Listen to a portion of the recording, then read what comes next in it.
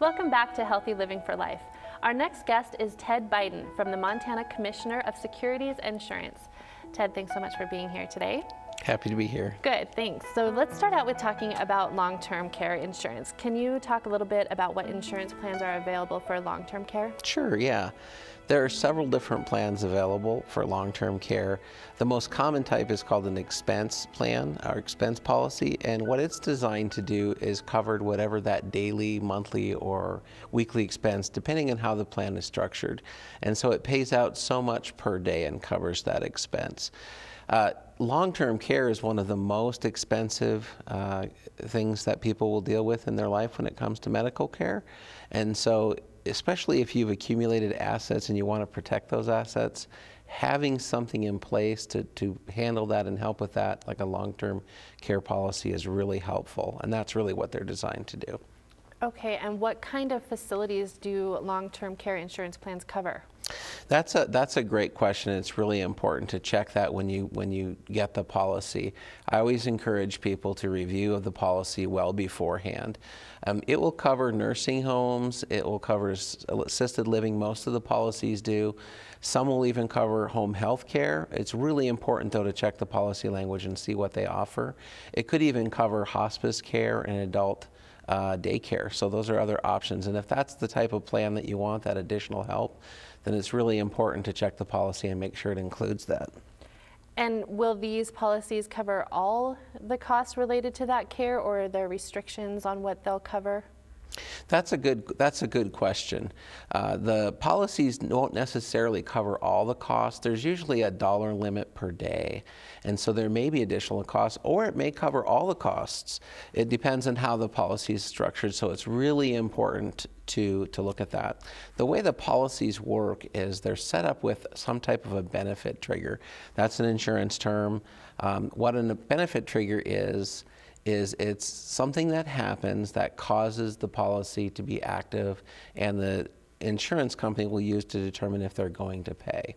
The most typical type of benefit trigger is called activities of daily living, which are whether or not you're able to take care of the basic activities that you would do during your daily business, bathing, toileting, whether you have problems with incontinence, feeding yourself, clothing yourself. Usually if 2 or 3 of those activities of daily livings are ADLs you'll see in the policy. Usually if 2 or 3 of those you're not able to do to yourself, that will trigger the policy. But again, check the policy language to make sure you know exactly what you're getting. And if someone has a long-term care policy, can they choose whatever facility they want, or are there restrictions for that? Beth, great question, yeah. Some policies will have certain restrictions, so you'll want to look at the policy. When it comes to looking at the type of facility, what I usually recommend people do is to check in the area that you want to retire, the community that you're in, see what kind of facilities that they have, and if it's what you like and the kind of place you want to stay at or where you plan to stay, then look for the policy that covers that particular facility. That way you know you'll really be getting the coverage that you're looking for. Oh, that's good advice. Okay, and then what about Medicaid? Does Medicaid help pay for costs for long-term care? It does. That's true. Medicaid does help pay for costs for long-term care. Primarily, it's set up for individuals with lower income. However, if you do have assets, it can still help you with that. Usually you have to spend down those assets first, but not always. There's some things that you're allowed to hold on to. Usually if you have a home, you can hold on to the home if you plan to return, and your car. What they'll do is when you apply for that assistance, Medicaid will have a financial assessment done to determine what level they can help you with on that. Yeah. Okay, and are there other resources available for information about Medicaid? There are. We've got great resources on our website. It's csimt.gov, and we've got great resources there. We have a shopper's guide and a price comparison guide that's all set up for long-term care. It really helps you evaluate and assess what options are available to you and how to pursue that. We can also mail those out as well. If people need those, they can give us a call and we can mail those out. Okay, great. And if people are interested in having Medicaid help pay for their long-term costs, how do they go about doing that? Yeah, that service is available. If they're interested, they can call the number that's going to be posted on the screen here, and it's the Montana Senior and Long-Term Care Division, and they can help answer any questions that people would have. Okay, great, thanks. So let's switch now to short-term health care. Do short-term health care insurance plans, are there different types of those, and if so, what are those types? There are different types of short-term policies, and they're really designed to fill a gap in coverage. For instance, let's say that you're not on Medicare yet, but you're getting close to that age and you want to retire a little early. You may look at a short-term policy specifically for that. They're usually less expensive. And I really recommend, if you're interested even in looking at short-term policies, that you also look at the health insurance marketplace, because they have policies available with subsidies, which is really helpful.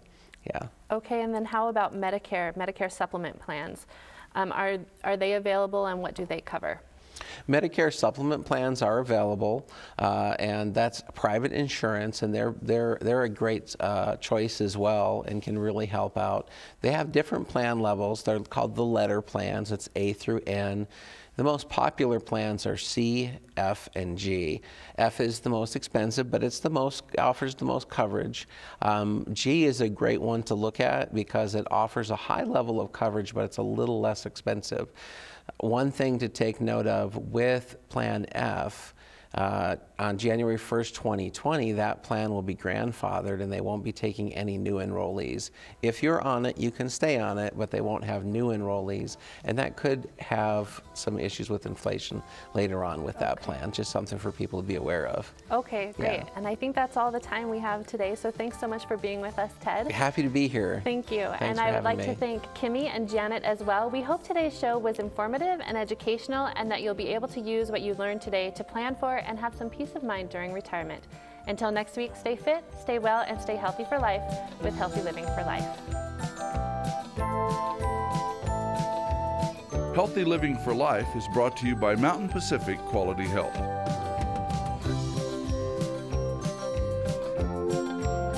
We'd love to hear from you. If you have suggestions for future programs, visit our website at mpqhf.org or call us at 406-443-4020. You can also catch us on YouTube by visiting our website and clicking on the YouTube icon. Special thanks to Fire Tower Coffee House and Roasters. Production facilities provided by Video Express Productions.